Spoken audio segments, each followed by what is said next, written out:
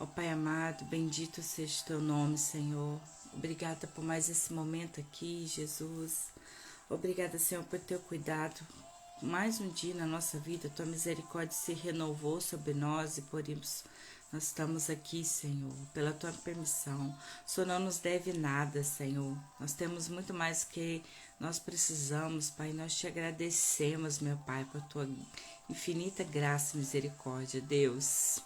Obrigada. Fala conosco poderosamente, Senhor. Que a palavra de hoje venha entrar no nosso coração, criar raízes, Senhor, e gerar frutos, meu Pai, para outras pessoas, meu Pai. Em nome de Jesus, nós declaramos, meu Pai, que o nosso mente está alerta, o nosso coração está aberto para ouvir tua palavra nessa manhã. E quem mais ouvir essa palavra, meu Pai, que essa palavra possa gerar frutos, meu Pai, de vida, meu Pai, de esperança em cada coração, Deus. Em nome de Jesus. Amém. Amém. Hoje a gente vai falar sobre a cruz de Cristo. Por que a cruz é tão importante, né? Vamos começar no livro de Gálatas. Vamos lá em Gálatas. Hoje a gente vai dar uma rodadinha na Bíblia, né? Aqui. Gálatas 3:13. Cristo nos redimiu da maldição da lei quando se tornou maldição em nosso lugar, pois está escrito: maldito todo aquele que foi pendurado num madeiro. Agora a gente vai lá em Hebreus. Livro de Hebreus. Aqui, Hebreus 9, 22 a 28. Hebreus 9, de 22 a 28.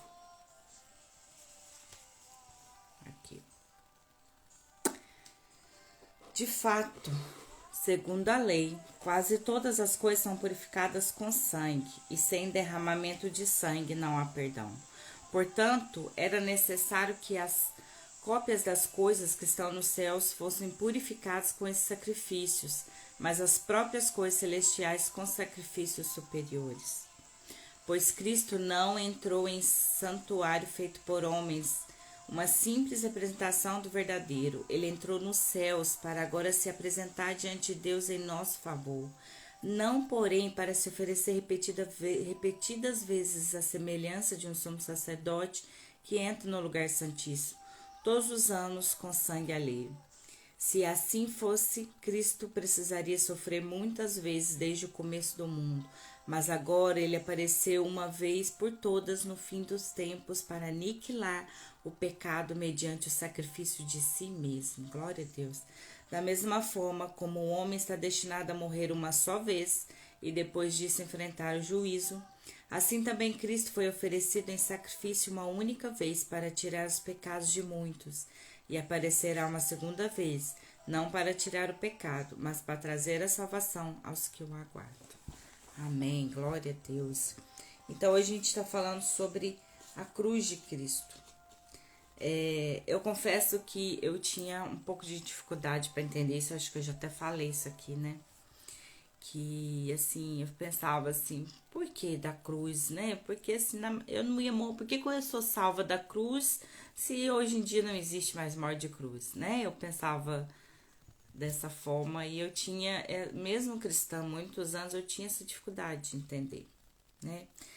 Mas na época de Jesus, a cruz ela representava uma maldição. As pessoas que morriam na cruz é porque eram pessoas que eram malditas, tinham cometido grandes crimes, né? E Jesus, ele então veio na terra, morreu de cruz. Mas por quê? Por que Jesus morreu? Lá em Levíticos, né, quem quiser ler lá, Deus, ele dá ordenanças de como o povo podia se purificar. Se ele cometesse um pecado, como que o povo ia ser purificado? Era mediante o sangue de animais, né? Levíticos, no capítulo 4 de Levíticos, quem quiser dar uma lida lá depois, que é um capítulo grande, ele fala lá de como o povo era purificado. Se cometesse algum pecado, se ele transgredisse as leis daquela época, né, os 10 mandamentos, as leis que tinham naquele período, né, o livro de Levíticos é ótimo, assim, para entender como funcionava na época lá de Moisés, né? Como que as leis que Deus deu ao povo naquela época, como que funcionava, né? Muito bom. Quem quiser puder ler depois com calma. E lá ele dá a ordenança, né? Moisés dá a ordenança para o povo através de Deus, como que eles iam fazer. Então lá as pessoas levavam o novilho, tinha que ter 1 ano de vida, não podia ter nenhuma manchinha, não podia ter nenhum machucado, ele não podia ter passado por nenhum tratamento médico, ele tinha que ser uma novilha limpinha, novinha. E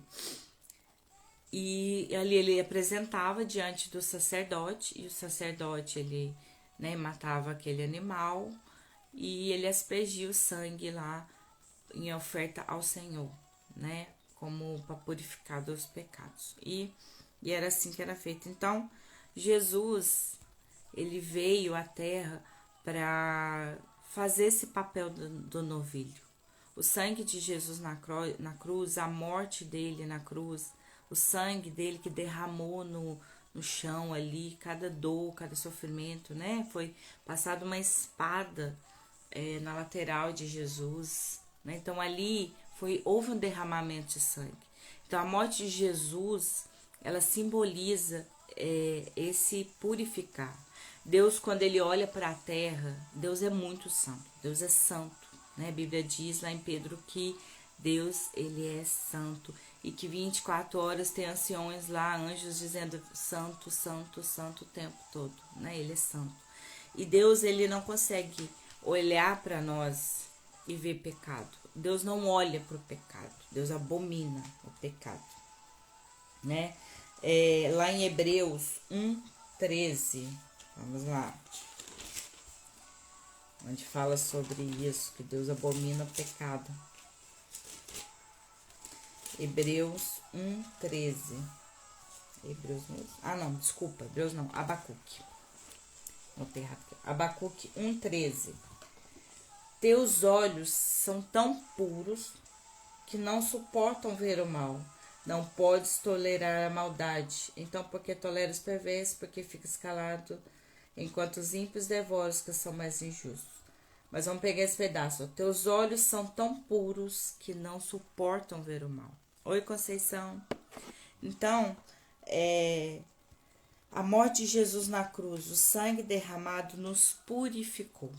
Então, Deus, como ele abomina, os olhos de Deus são tão puros que ele não suporta ver o sangue, não suporta ver o mal, não suporta ver o pecado, né? Deus ama o pecador, mas ele não suporta o pecado, né? Então, o sangue de Jesus, por amor a nós, por amor nós pecadores, Deus enviou o seu Filho na terra para passar o que ele passou na cruz, haver derramamento de sangue, para quando eu disser, Jesus, eu te aceito como meu Salvador. Eu sei que o Senhor morreu na cruz para me salvar, eu declaro isso. Então, quando nós aceitamos Jesus na nossa vida como nosso Salvador, quando nós aceitamos e cremos que Jesus é o único mediador entre Deus e o homem, Deus olha para nós, ele não vê mais nossos pecados. Ele olha para nós e vê o sangue de Jesus. Isso é maravilhoso, né? É maravilhoso saber que Deus, mesmo nós sendo tão pecadores, né?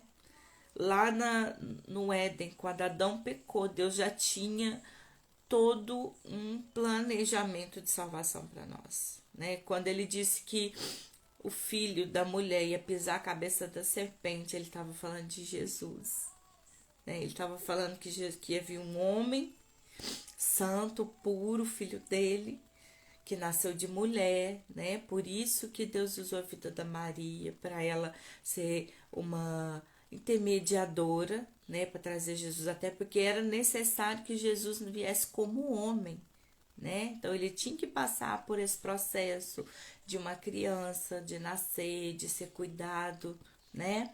Ele cresceu no meio de homens, ele conviveu com muitas pessoas, ele passou várias coisas que nós passamos na nossa vida, né? Mas ele veio, enfrentou a cruz, uma morte de cruz, de dor, de desespero, de humilhação, por amor a nós, né? Então a morte de Jesus, o sangue derramado de Jesus nos purifica, e quando Deus olha para nós, ele vê o sangue de Jesus, né? E apesar de nós somos santos, tentando nos purificar cada dia, e por mais que nós venhamos a cair em pecado, né, na nossa fragilidade humana podemos errar, sim, mas assim reconhecer o seu pecado e falar: Senhor, eu pequei, né? E pecado, nós precisamos declarar com a nossa boca, pedir perdão. Pecado tem nome, nós precisamos pedir perdão pelo nosso pecado. Senhor, eu pequei. Senhor, eu menti, me perdoa. Senhor, eu fraudulei alguém, me perdoa. Sabe, nós precisamos declarar para que Deus nos perdoe, né? Ele sempre nos perdoa, né? Lógico que nós precisamos buscar viver uma vida de santidade, não pecar, né? Mas quando acontecer, olhar para Jesus, o nosso Salvador, e dizer: Jesus, me perdoe, eu pequei. E aí o sangue de Jesus nos purifica e Deus pode olhar para nós, né? No Velho Testamento, né? Lá na época de Moisés, né? Até o Velho Testamento, antes de Jesus vir, as pessoas não tinham acesso a Deus como nós temos hoje. Hoje eu posso, em qualquer lugar, em qualquer momento, me ajoelhar ou tá fazendo alguma coisa, como eu falei, que às vezes eu tô fazendo comida, eu tô orando, eu tô arrumando casa, eu tô orando, eu tô falando com Deus. Então, tipo assim, hoje nós temos esse acesso para falar com Deus. Antigamente as pessoas não tinham. Antes de Jesus, as pessoas não tinham acesso a isso. Elas precisavam falar com Deus, precisavam de uma resposta de Deus. Eles iam no sacerdote, levava lá uma oferta, o sacerdote se purificava, né? Entrava lá no Santo dos Santos, esperava e falava com Deus ali. Então era só o sacerdote que tinha acesso para falar com Deus. As pessoas não tinham. E hoje nós temos esse privilégio. E privilégio maior nós temos de ser gentios, né? Nós não somos descendência de Abraão, né? Nós não somos, e naquela época, até então, povo de Deus, que era declarar povo de Deus, era só os filhos de Abraão. As outras nações em volta, né? Os outros povos, como os egípcios, que já são antigos, né? Que a gente sabe, e muitas outras nações que são antigas, né? Eles não tiveram esse privilégio de ter Jesus. Somente os filhos de Abraão. E é um privilégio para nós hoje, como gentios. Não sendo descendentes de Abraão, podemos dizer que nós somos povo santo, geração eleita, adquirida do Senhor. E isso é graça, é misericórdia do Senhor. Não tem outra palavra a não ser graça. E por isso nós dizemos que hoje nós vivemos o tempo da graça. Porque é pela graça de Deus que nós somos salvos, é pela graça de Deus, é que nós temos paz com Deus, paz com nossos irmãos. E por mais difícil que as coisas se tornem, por mais difícil que às vezes é estar ali na comunhão, né? Nós temos a graça de Deus para buscar Ele em todo tempo, né? E se você está aqui hoje, você está ouvindo essa palavra, você ainda não aceitou Jesus como Senhor e Salvador de sua vida, eu te convido, aonde você estiver, declarar isso. Porque a gente não sabe o dia de amanhã, né? Tem aí jovens morrendo, falecendo aí com doenças, né? Acidentes, a gente não sabe o dia de amanhã.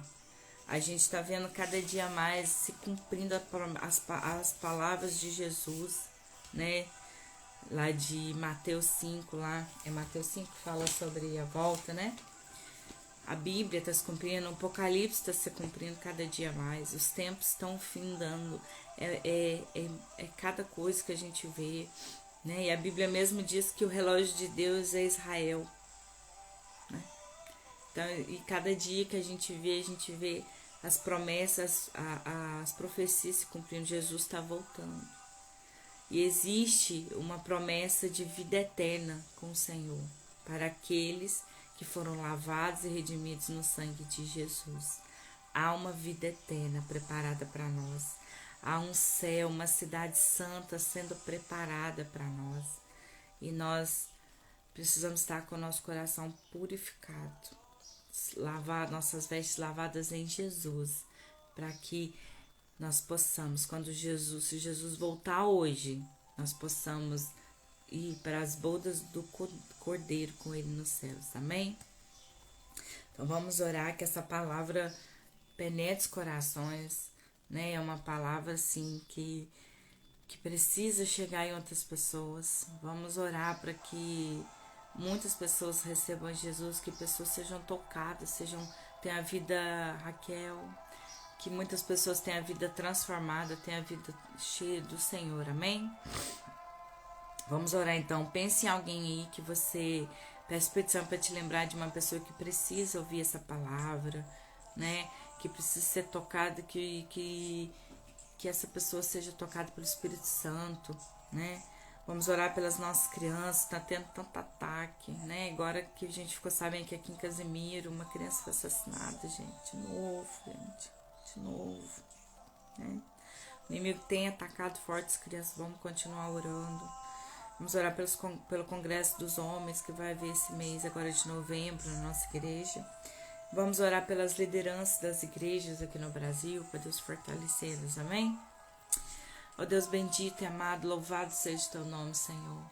Nós estamos aqui por tua causa. Nós não somos merecedores de nada, Senhor. O Senhor não nos deve nada. Ó Pai, e ainda assim o Senhor nos dá muito mais do que nós merecemos, Senhor. Eu louvo, meu Pai, e te agradeço pela vida de cada pessoa aqui, Pai. Eu te louvo, Senhor, por cada vida, Senhor, que está presente. Pai, nós oramos por pessoas, meu Pai, que nós sabemos que precisa ouvir essa palavra, Pai, que chegue aos corações, Deus. Oh, Deus, não por mérito, não porque eu mereço, Senhor, mas é porque as pessoas precisam saber de Jesus. As pessoas precisam saber quem é esse Jesus que morreu na cruz, o porquê do sangue dele ter sido derramado, o porquê da morte, porquê que ele deixou um trono de glória e veio à terra viver como um homem por amor a nós, por amor a nós. O plano de salvação de Deus deu certo e nós estamos aqui.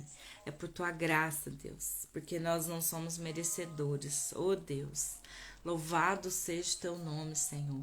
Eu te glorifico e te exalto. Que toque, meu Deus, que vidas sejam transformadas, que vidas sejam salvas através do sangue de Jesus, meu Pai. Oh, Deus, vai naquela pessoa, Senhor, que tem o coração duro, Senhor, que assim como Paulo, Senhor, está com escamas nos olhos, meu Pai, não consegue ver. A Bíblia diz que o inimigo cegou o entendimento de muitas pessoas. Deus, em nome de Jesus, nós declaramos que o entendimento dessas pessoas sejam abertas, meu Pai. Deus, que a mente dessas pessoas sejam abertas, meu Pai, encontre terra firme para que possa entrar essa palavra e gerar frutos nos corações, gerar vida, meu Pai, em nome de Jesus. Deus, nos nossos vizinhos, meu Pai, que sejam tocados, meu Pai, que olhem para a nossa casa e vejam, Deus, o brilho do Senhor e desejem, meu Pai, a paz, a alegria. Eu repreendo nessa hora todo ataque do inimigo na mente, no coração. Oh, Deus, todo ataque físico do mal, Senhor. O inimigo tem se levantado, mas maior é o Senhor. O Deus acima de todas as coisas. O nome que está acima de todos os nomes é o nome de Jesus. E nós declaramos que nós estamos debaixo da cobertura do Senhor, que nós habitamos no Altíssimo, no lugar sagrado, Senhor. Protege as nossas casas, acampa os teus anjos ao nosso redor. Humildemente nós te pedimos, coloque anjos ministradores que guardam a nossa casa. Deus, em o nome de Jesus, passa o teu sangue sobre a nossa casa, que nem o mal, Pai, que nenhum objeto, Senhor, que possa tentar entrar na nossa casa, vindo de obras malignas, seja entre, Pai. Nos dê discernimento para ver essas coisas, Pai. Nos dê discernimento para perceber situações na nossa casa que não é do Senhor. Situações, Deus, de confusão. Situações, Deus, de insônia, Pai. Em nome de Jesus, eu repreendo agora. Em o nome de Jesus. Pai, cerca-nos com tua proteção, protege nossos filhos, Deus, acampa os teus anjos ao redor das crianças. Oh, Pai, tantas crianças sofrendo, Pai, sendo abusadas, Senhor, em o nome de Jesus, Xaracandarabaxé, Senhor, em o nome de Jesus, nós declaramos que as crianças serão libertas, serão transformadas, Pai, que serão, meu Pai amado, que leve homens e mulheres em encontro dessas crianças que estão sofrendo nesta hora. Se há uma criança em situação de abuso, de sofrimento, Senhor, em nome de Jesus, leve homens e mulheres naquele lugar. Pai, que resgate, Deus nos dê discernimento, nós que trabalhamos com o Ministério Infantil. Pai, nos ajude a reconhecer situações assim. Pai, nos dá discernimento, que nós possamos ser um canal naquele lugar, meu Pai, nos cultos de criança. Deus, que crianças sejam tocadas, sejam libertas, sejam transformadas. Deus, em nome de Jesus, toda criança que tem acesso à pornografia, Senhor, tocando já no mais íntimo dessa criança, Pai, em nome de Jesus, que essa criança seja liberta. Pai, que essa criança seja restaurada, que essa criança encontre Jesus na vida dela e seja liberta. Tantas crianças já sofrendo, meu Pai, com isso. Em nome de Jesus, meu Pai. Oh, Senhor, toca, meu Pai, nos pais, nos corações. Converta o coração dos pais dos filhos. Que o nosso coração de pai possa estar convertido ao coração dos nossos filhos, Pai. E que o coração dos nossos filhos se converta a nós, meu Pai. Oh, Deus, que nós não venhamos infringir nossos filhos. Que nós não venhamos, meu Pai, acomodar, Senhor, meu Deus, e deixar, meu Pai, Deus, muitas vezes abandonados, meu Pai, sentimentalmente no celular. Pai, que nós venhamos nos erguer como ministradores do Senhor nesta terra para os nossos filhos, meu Pai. Que a obra primeira seja o nosso lar, que guarde nossos filhos, nossos maridos, Deus, nossos cônjuges, Pai, em nome de Jesus. Nós oramos também, Pai, pelo Congresso dos Homens. Oh, Deus, que sejam dias, momentos, Deus, de derramar do Espírito Santo, Pai. Em nome de Jesus, naquele lugar, que homens e mulheres, meu Pai, recebam o convite desse congresso, Pai. Que sejam tocadas, que sejam transformadas, Pai, pelo poder do nome de Jesus. Oh, Deus, nós te louvamos, Pai, e te agradecemos, Deus. Oh, Senhor, nós oramos pelas nossas lideranças, nossos pastores, nossos líderes de ministério, Pai. Fortaleça cada um deles, Deus. Fortaleça cada líder, meu Pai, no Senhor, meu Pai, na tua palavra. Que não venham esmorecer, Pai, mas que sejam firmados em Ti, enraizados no Senhor, meu Pai. Nós te louvamos por tudo que tens feito, Senhor, por tudo que Tu és. Pai, nós te agradecemos por essa manhã, que essa palavra gere frutos nos corações, nos nossos corações, a começar em mim, Pai. Em nome de Jesus eu te louvo e te agradeço, Deus. Amém. Amém. Glória a Deus. Amém. Que essa palavra venha gerar frutos mesmo no nosso coração, que nós vamos despertar para orar e levar essa palavra para quem a gente precisa, que nós vamos abrir nossa boca e falar de Jesus, amém? Vamos, que vocês tenham um dia abençoado na presença do Senhor e lembre-se, apaixone-se cada vez mais por Jesus, amém? A paz. Bom dia, gente. Tchau.